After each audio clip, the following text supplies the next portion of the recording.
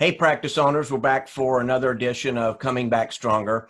Our guest today, Dr. Tom Larkin, we have a little bit of story about how we met, and we were talking before the conversation here that is really relevant to what we're talking about today about coming back stronger. But first, I want to let Dr. Larkin introduce himself, kind of tell you who he is, how he got to where he is, what he's doing now, and what we're going to talk about today. So with that, how you doing, Dr. Larkin?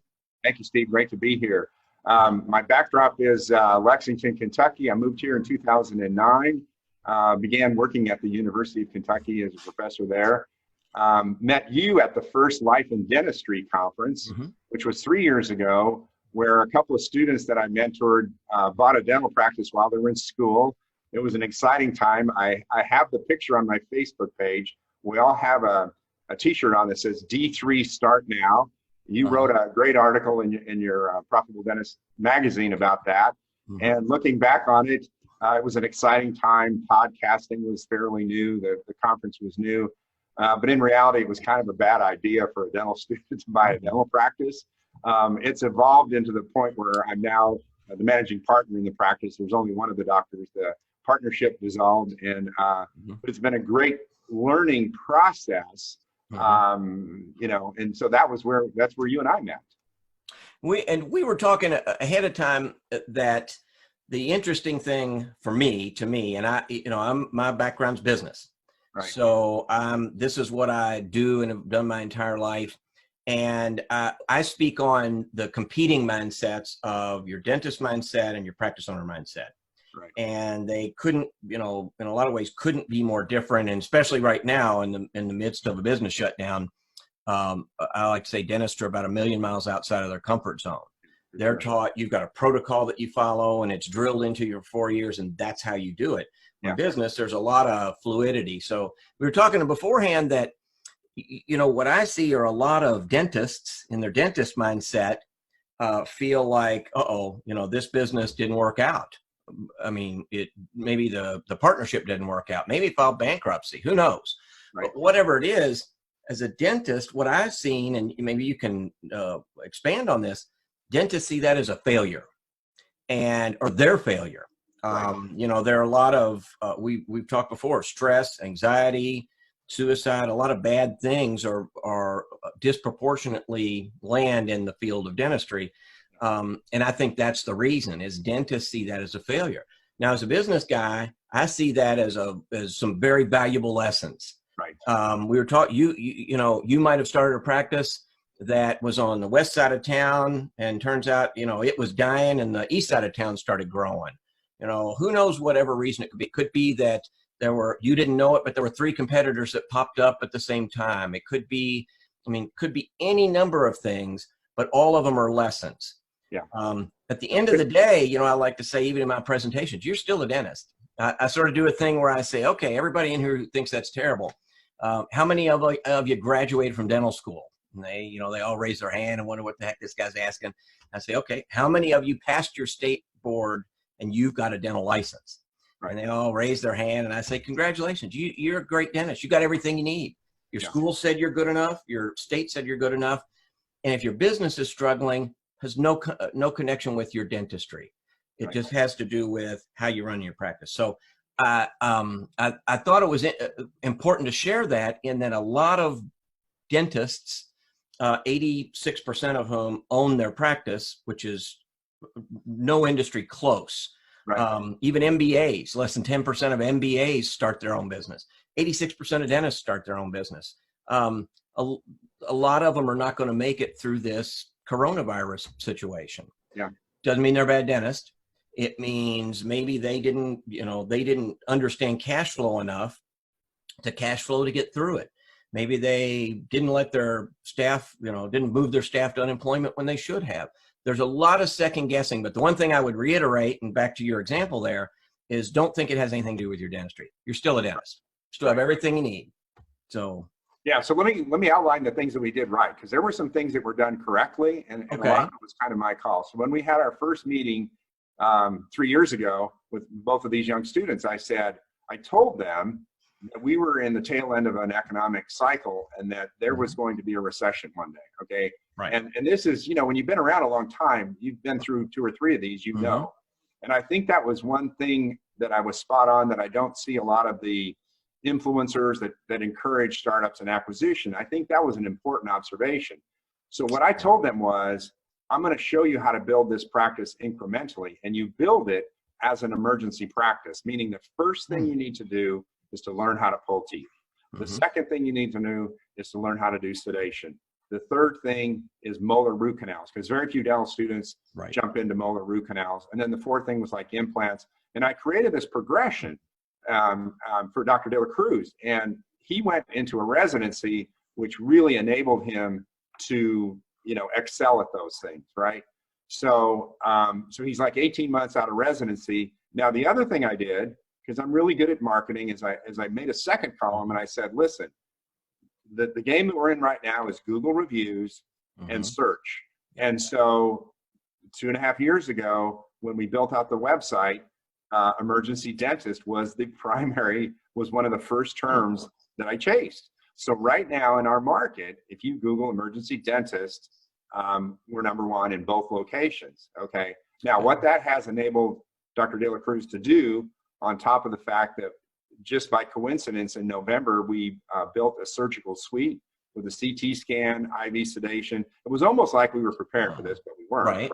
It was the natural progression of the practice. So in the past month, just from an emergency basis, because to my surprise, the university closed. The University Dental Clinic closed the emergencies. And really, there are people that this has become a dire situation. So we have probably an above average amount of emergency dentistry because people have closed. So the past month, we've stayed open in a reduced capacity, but it hasn't been the devastating thing. My biggest concern has been, you know, keeping the team safe. And we'll talk later about some things that I've done internally. But the important thing is mapping out that strategy for a young dentist and saying the lowest common denominator in any recession is an emergency. Who would ever, no one could have ever anticipated this thing, pandemic, right? And so the skill sets that a person needs to do to be protected, because there are plenty of dentists that don't pull teeth. And you know, that's the first thing they, you know, that's either beneath them or they just don't enjoy it, right? Those are the people right now that are hurting, okay? That have to refer to an oral surgeon or an endodontist. So that was the good news. That's the part that was done correctly, that in the past 30 days has really shown itself. Now, a lot of other things that have happened in the past few years have been the learning curve that you were talking about, right? It's just all part of the learning process. Well, and partnerships in general. I've had businesses with partners that are awesome and partners that, you know, it's just very clear it's not going to work. And what I learned, and we'll kind of we'll move on from this, but I did think this was important to discuss. Yeah. One of the difficult things I see in partnerships in dentistry is it's kind of a handshake deal. Right. And we all get together and we think, you know, Dr. Jones is 63 and is thinking about retiring, wants to bring in an associate. Yeah. Dr. Smith is an associate.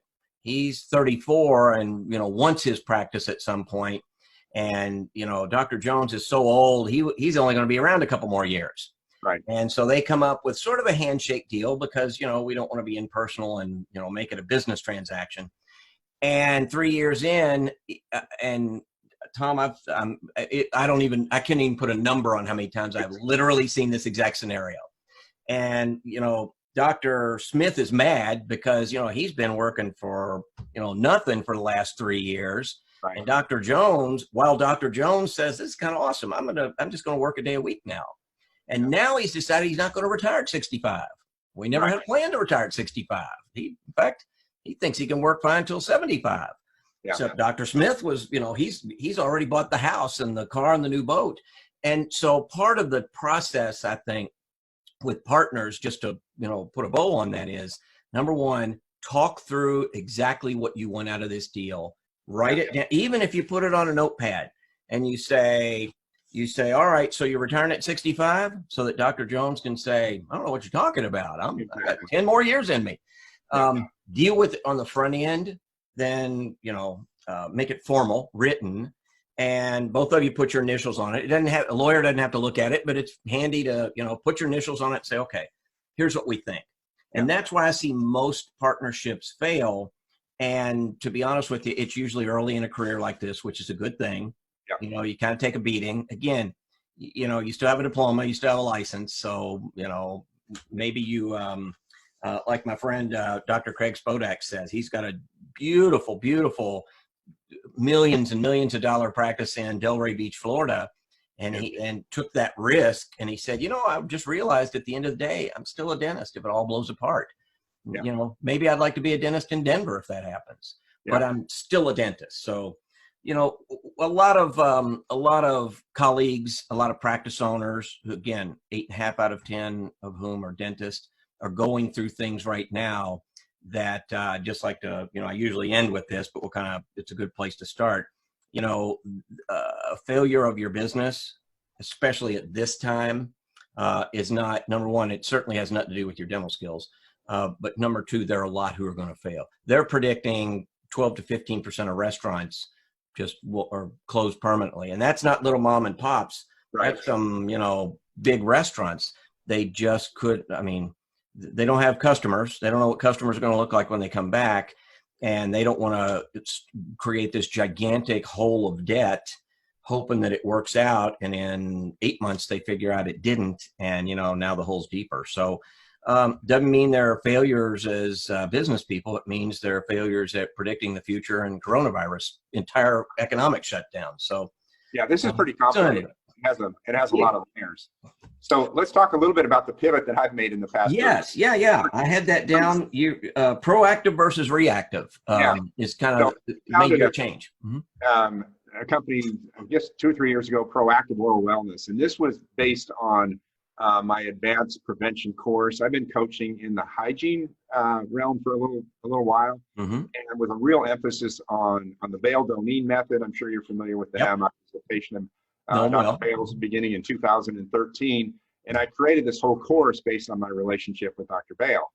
And so this thing had kind of progressed, and I was starting a new live event that was going to be the first week in May, and it was really cool. I put some time into this, and what it was how to future-proof your practice through dental hygiene. And I'm sure you probably know Michelle Strange. She has the podcast, The Tale of Two Hygienists. So what it was, we took 3 entities.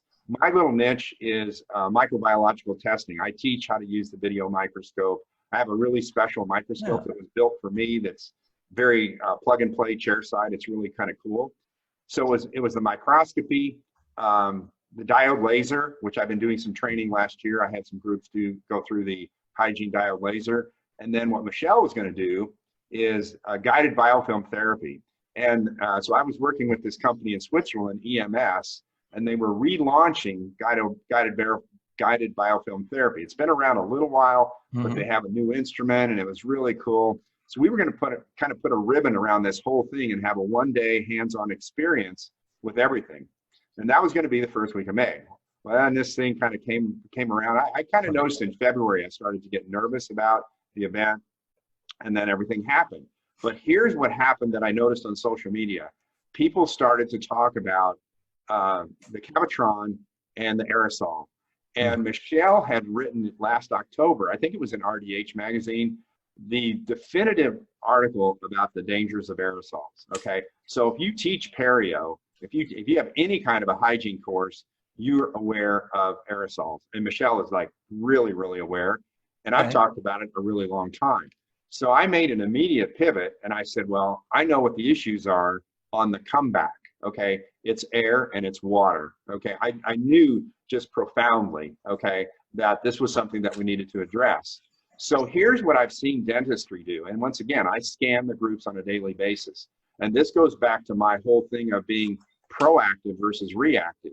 The reactive dentist is looking for ways to protect themselves. So we have the N95 mask, we have the face shield, we have the gown. And, and people that have even gone to this on the emergency basis, it's hot, it's difficult to work in, it's another adjustment. And I thought, wow, I know the model. Okay, I don't know if you've ever heard of the SMART protocol that holistic dentists use, because I have one dentist that I coach that's a holistic dentist. Okay. And basically the SMART protocol stands for Smart Mercury Amalgam Removal Therapy. Okay. And basically what it is, it's a filtered mask, it's a gown, the patient wears a gown, the doctor wears a gown, the assistant wears a gown. It is a filter that's an elephant trunk that comes up to the chair. You've seen a lot of these in the last couple of weeks, the elephant trunk filters. Right. It's a face shield, hair covering, dental dam, and this is for removing mercury amalgams. Okay, people that feel as if that's dangerous, right? Right. So that's the protocol that I see people gravitating towards, but it's very reactive, meaning I need to protect myself from the COVID virus. Okay, and I immediately went proactive and I said, listen, what is the source of the concern? The source of the concern is the aerosol.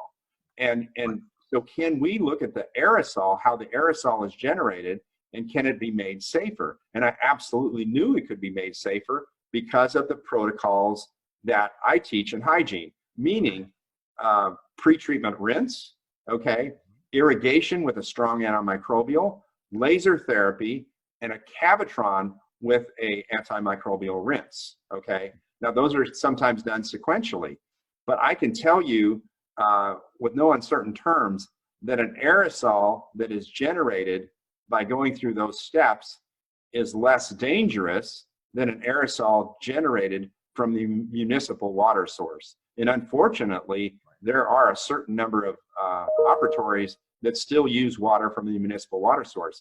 I was looking on one website on statistics, because in 2003, the bottle system was mandated by, I don't know if it was the EPA or OSHA or somebody. 30% of dental offices could not pass a water test today, 30%, right? Now you let these offices shut down for 2 months, and that bacteria, those lines get stagnant. Okay, you've seen water in a water line that it smells after it hasn't been used in a while. So people are going to go back, open up those water lines, and they're going to be gross and disgusting. Okay, so here are two things that I have spent the last few weeks immersed in, and what is the solution? And I'll just put this out to the audience, and I don't want to get into too much detail, but it's ozonated water, and it's hypochlorous acid. Okay, if you want to Google either one of those, these are going to be a part of the emerging solution.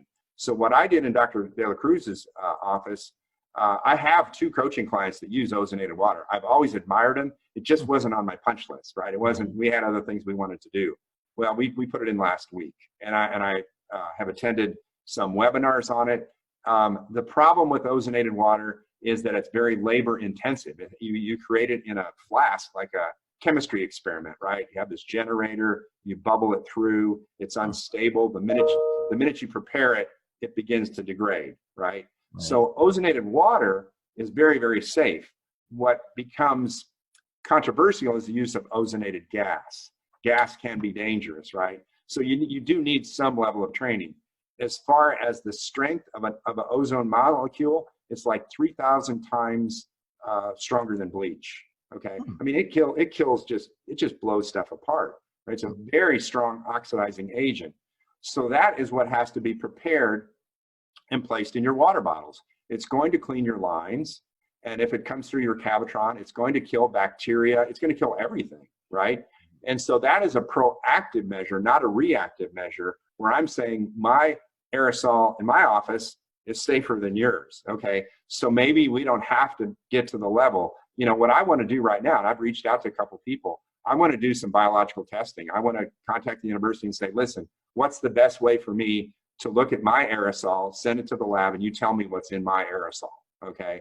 Because there are ways to test just for the water itself as it comes out. Right. And ozonated water comes out, it's like 500 CFM is considered by OSHA acceptable. And I saw all these tests with ozonated water where it was at 0.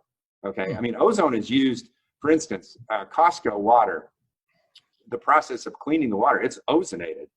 If you buy water from Costco, it's ozone water, but the ozone depletes after it's made, but that's how it's disinfected, right? So it's used in industry, but now the game has changed in dentistry. So I didn't go to the reactive side to say, how do I protect myself? I went to the source and I said, how can I proactively change the aerosol itself? Okay.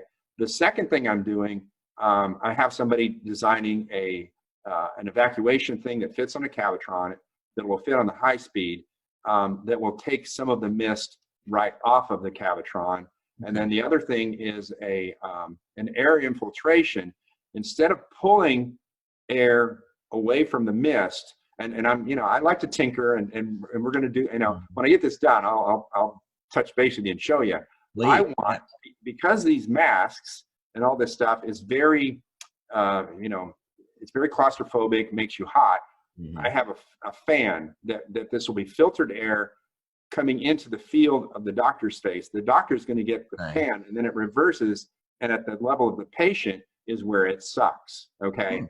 And I think that is going to be a kind of a cute deal. I'm anxious to get the prototype in place, right? So the doctor's getting purified air blown in their face gently, and then the other part is sucked down at the level of the patient. So I'm creating a field, a safe field. There's nothing that's going to get into the doctor's face because he is being constantly bathed in filtered air, right?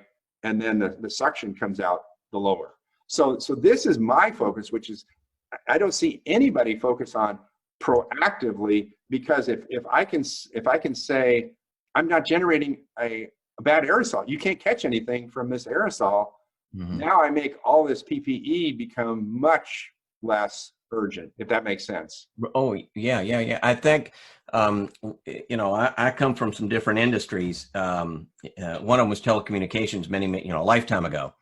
And PPE was gigantic because they're electrical, they're electromagnetic fields, they're highly electric components. You touch them and you die. So PPE was huge. I forgot about that 20 years ago. Yeah. And suddenly in the past 60 days, you've heard PPE more. I mean, it was, if I had asked that of 100 people, maybe one would know what it is, and the other one heard of it but wasn't sure. The other 98 had no idea. Today, we all know what PPE is.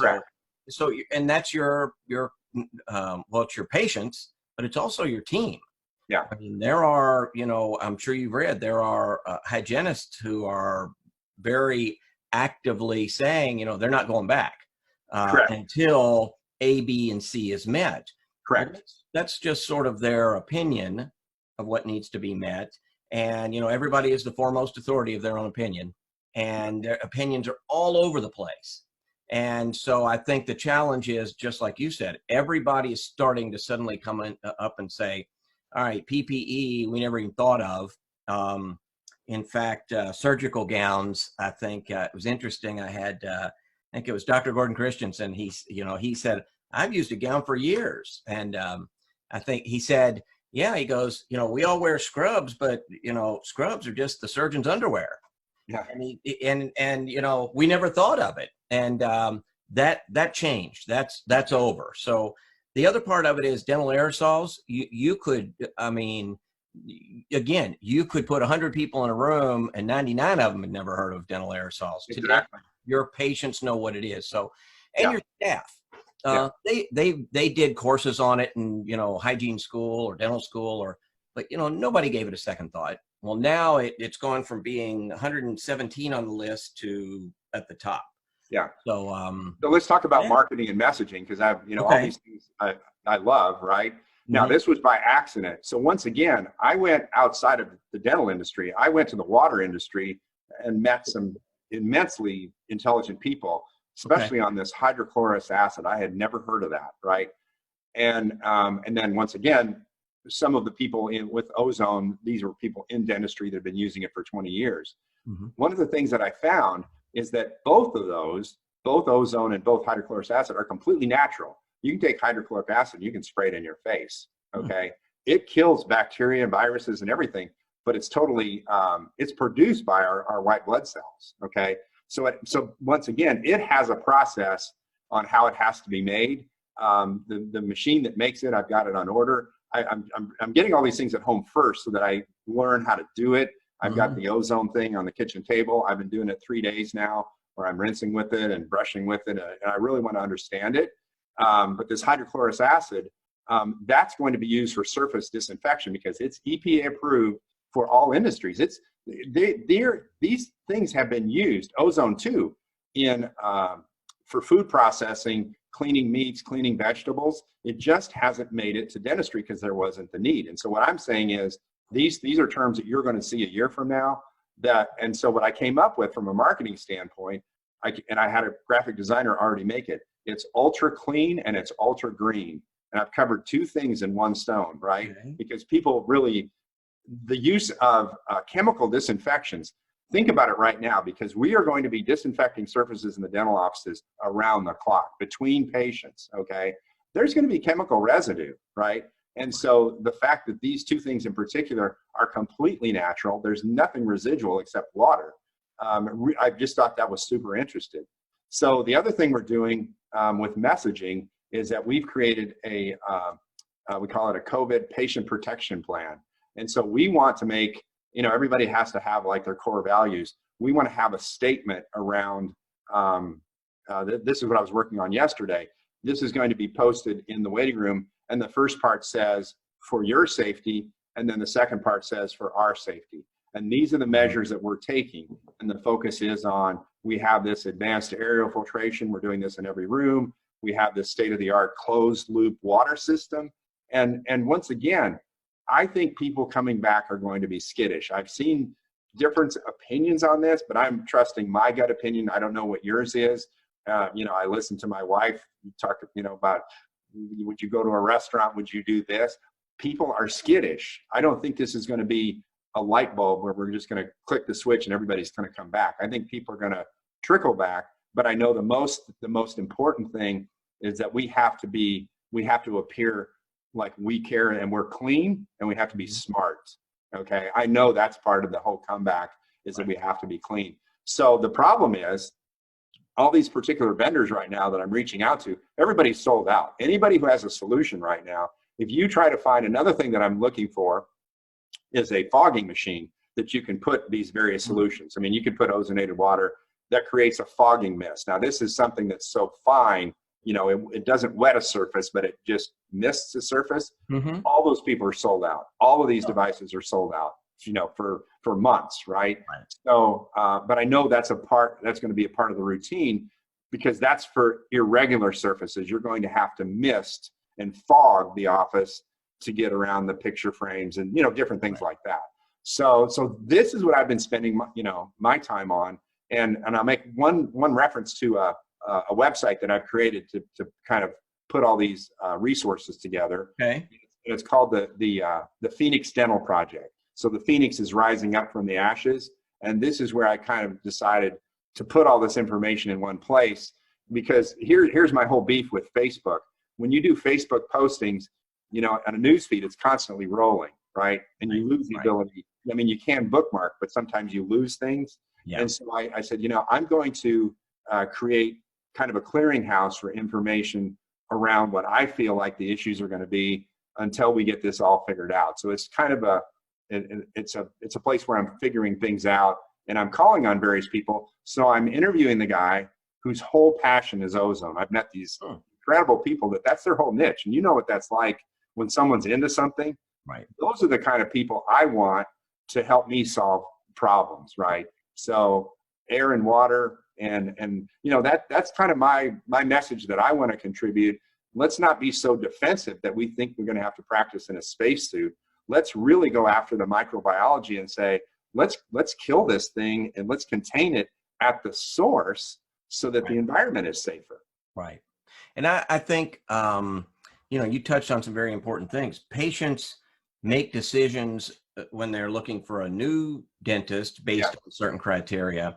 And I think they're going to make decisions based on whether you're still their dentist. Yes. Based on criteria. And again, dental aerosols are high up there. They may not know what they are, but number one, you're not going to have a scientific discussion with your patients about it.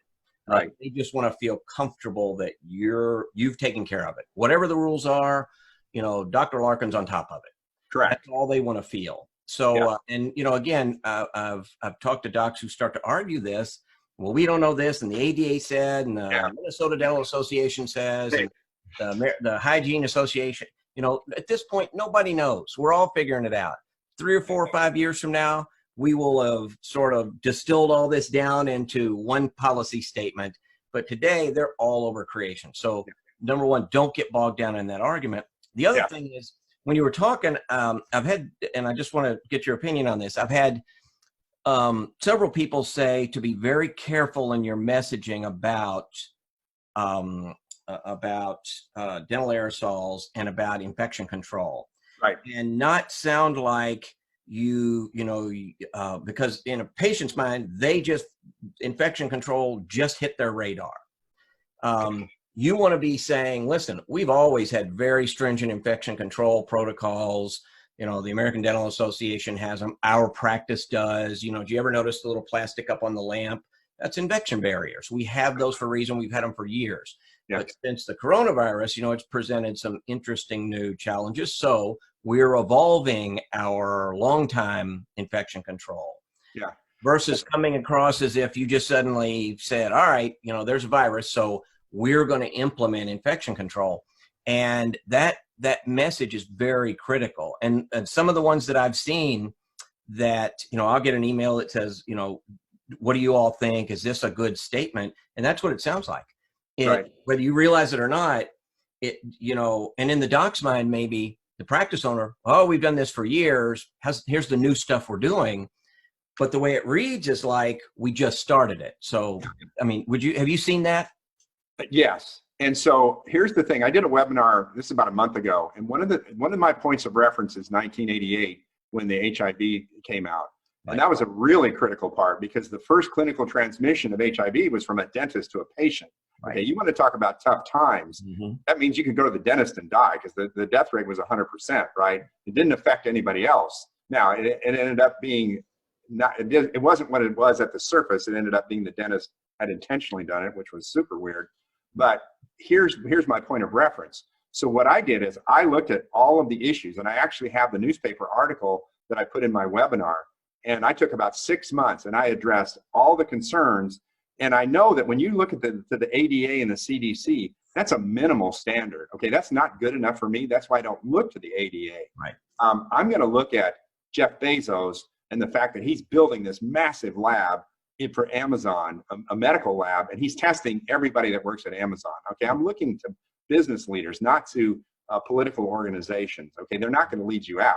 So I came out with this bullet point list. And I went to the newspaper. Now, this is 88. We're not even supposed to advertise. And they did a full-page ad, came out to my office, and said, this is what we're doing to be proactive. So I've been to this rodeo before, and that's why I'm so confident in what I'm saying that we're doing. And we went through all of the part, and the real tricky part was we were testing employees for HIV on a quarterly basis. That was super tricky. I mean, that wasn't recommended by the ADA, right? And so I put all these things in effect. And what it did was it was a pivot point for my practice. And all of a sudden, I became the default leader because the perception was he's on top of it, you know, and he's being thoughtful. Okay. So, and you understand, Dennis, better than anybody, this whole concept of waiting for cues from the ADA and everything. Right. That's not what a business owner does. A business owner trusts his gut and his experience and looks to other successful business people. I don't look to the ADA.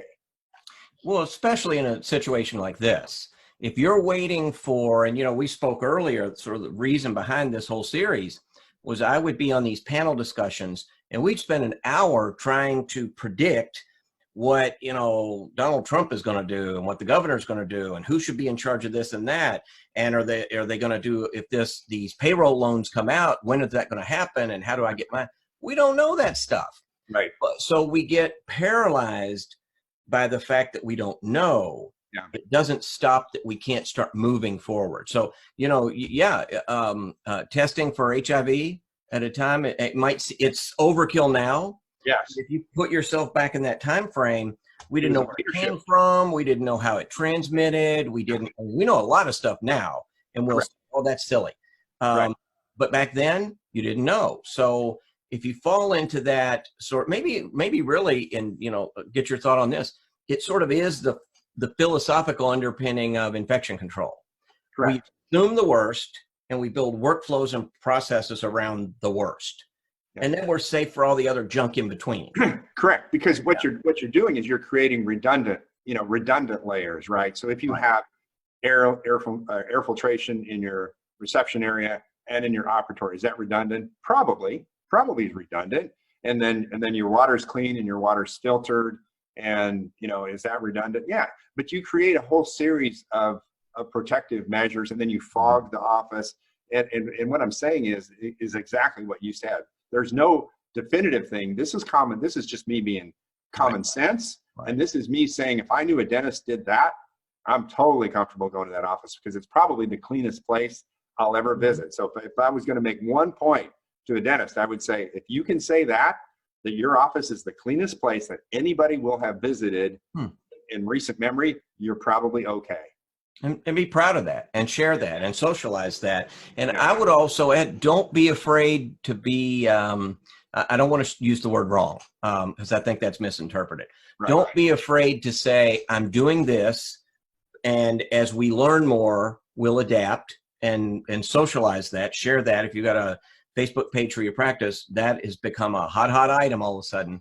Right. Facebook, the mega Facebook traffic that existed is now up, I think 50%. So your patients are out there looking and they're going to see you. Don't be afraid to say, here's what we installed, just to be safe. We implemented quarterly testing for HIV. Turns out that now that we know things, we're going to stop that. Socialize that. You're not saying you're wrong. You're not saying you overreacted. You're saying you did something, and now that information comes in, we're now going to re-steer this ship to where it needs to be with that new data. And again, I think the dentist mindset sees that as a failure somehow. I was wrong. Yeah. And it's just not. It's a constantly evolving situation. No, that's the entrepreneurial. The entrepreneur does not have certainty. Okay, and an entrepreneur has gut instincts and has common sense and says, what would I do in that situation? What would make me feel good? There's not a textbook on this. And it's like we talked ahead of time. This is unprecedented. This thing is so complicated that, there are going to be books written about this. And for sure, people who have navigated through this successfully can write a book because it's so complicated. But trust your gut instincts. Like you said, you went to dental school. You're an intelligent human being. You've accomplished some things. Don't go out to Facebook and be constantly looking for things. I can tell you that we got the PPP funding, maybe the first in the country, because I used common sense then. I looked at how the PPP thing was going down. And as soon as I saw that the local banks were being deputized, because I couldn't figure out how the SBA could administer this through their small network, I immediately on a Saturday morning called our local bank and I said, listen, this is coming down the pike. I need to be first in line because I knew it's a personal customer relationship, somebody I can call on the phone, right? And the person said, well, we don't know anything about it, but we'll know more Monday. So Monday they call me and they say, yeah, we'll know more in the next couple of days. But I was first in line. And so by the time that application changed 4 times during the week, Friday it was finalized. I was surprised that they didn't have DocuSign. We actually had to go in and physically sign something. But by the time that our office manager got back to the office, the money was in the account within an hour. Okay. That was because I knew that personal relationships with a local banker mean something. I'm not going to apply through Chase or Citi. That's common sense. Well, and you're doing something as opposed to waiting until the timing is just right. Yeah. Oh, that was the other thing. It's kind of like something in the stock market. People saying, "Well, do I get it here? Do I get it here? Do I get the maximum usage?" Guess what? They ran out of money. Right. And they still haven't voted. They're supposed to vote on this thing this afternoon. That money is still going to be next week, and 1 week in a business to have that cushion. Because I just considered it a cushion. I didn't overthink it. If there's money available, and I'm thinking this is a really bad thing, I'm going to get the money and figure out the other thing. And the other part that people aren't considering, think of the scope of administration of this. They did 14 years worth of funding in 14 days. Yeah. 14 years worth of SBA funding. Now they're going back for a second round. Okay. 8 weeks from now, when the auditing starts or whatever the hell the other end of this looks like, where you got to Right. prove yourself, can you imagine the I administration of that? Yes. And again, you're a dentist, man. All you want to do is see patients. Why is Yeah. this so complicated? And Yeah. unfortunately, when you're the practice owner, that is not something you can delegate. Right. It's all on you. So well, I noticed our time's running short, Okay. but I did want to ask you any, you've done this a long time. You practice, you taught, you've kind of done it all. Right. For a practice owner who's sitting out there struggling and again sees this as a failure on their part somehow or has their head in the wrong place, any parting thoughts to somebody to help them realize, number one, we're coming back and to do something now? Yeah, the most important thing that I would say is really try to avoid anybody who's in practice 10 years or less has had a tendency to go to Facebook to look for answers. Yeah. And not understanding that, misery loves company, and, Right. and you could be getting advice from someone that's totally clueless. And there are a lot of people out there that are clueless. And when I say that I rely on my gut instincts, God gave us a mind and for a reason, and we have enough experience to kind of trust yourself more, and maybe Right. find out who's telling the truth. Look at their track record over time, okay? And because there are a lot of people, there's going to be some sorting out in the influencer space too, people that have given incorrect advice. But I would just say for a person to reflect more on themselves, okay, and not be constantly reaching out and saying, PPP was a perfect example. Hey, what do I do? Hey, should I do this? Yeah. Common sense that if you have a relationship with the local bank, call your banker. Right. Well, So, and great advice. Trust yourself more. I think a lot of people have that gut instinct. yeah, They don't use it. correct. And you went to dental school, Yeah, don't think, follow the protocol. yeah. And in business, and this is your business, you own it. There is a great need to just follow that. So Dr. Larkin, if anybody wanted to get in touch with you, how would they do that? My email is pretty simple, tom@tomlarkin.com. Okay. Larkin. Yeah. So Tom at tomlarkin.com. Right. Great. And I really appreciate you coming on. So I'll leave anybody who's watching this with this. Dr. Larkin has this really beautiful background, like a green screeny background. The neat thing is, if you went over and looked out the back of his house, it looks even prettier than that. Yeah.